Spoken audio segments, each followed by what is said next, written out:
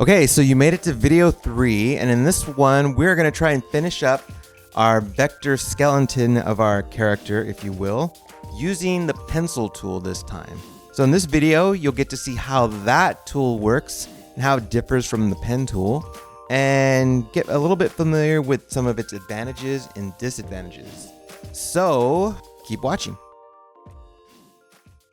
So let's go ahead and over here to the layers option, and let's turn our sketch back on. Cool. If you rewatch the process video, or if you remember from it, I pretty much finished the rest of this character using entirely the pencil tool.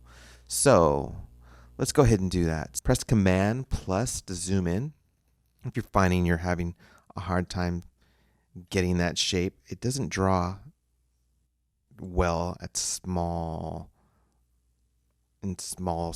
settings. So zoom in a little bit, and then it will work with you a lot better.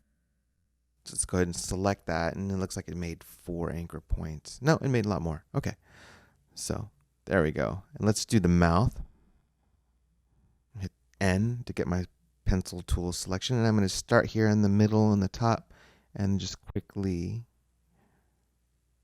draw until I get my close icon, and there we go. And if I wanted to, I could go back with the smooth tool, just hit Option and finish that out. But I'm just going to leave that from there. That's looking good.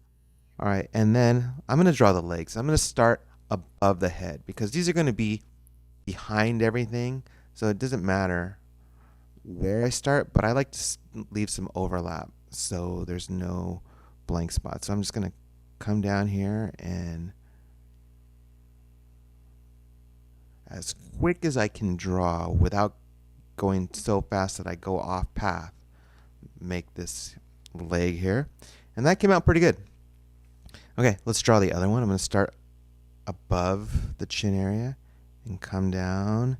And I quickly run out of space on my Wacom tablet pad here. That's okay. We made it. And slow down. Got my close icon, and we're good. So this one, I misdrew a little bit. That's fine. That actually works. If I want to go back and edit it, I will. Okay, same thing with the arms. So it looks like the arms are coming out this way. So I'm just going to follow, just get the general gist of that, how that curve might go, and start. I can start above the chin, but it's going to be behind these little floral decorative items I have here, and come down and draw the arm. Let's turn in for the hands, maybe make a thumb, and then continue all the way up.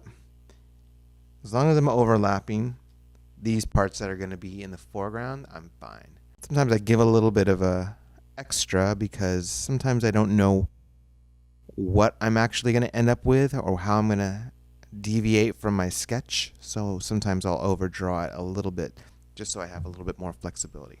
Okay, so I drew the other one. Okay, so now let's go over here to these decorative items I have here below the neck. So I'm going to go and just draw the biggest one. And let's go and draw the next one. And it turns into kind of a soup. So that's where the bright colors come in handy. Whoops. Accidentally hitting something on my pen tablet. And then the third one. So there's 3 of them, and they just have to come up above the chin. And then there we go.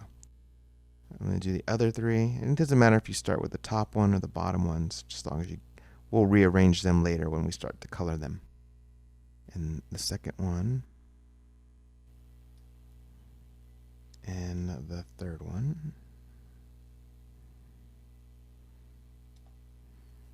Okay. Looks good. Looks like we have drawn all the necessary items of our character, and we're ready to start coloring it.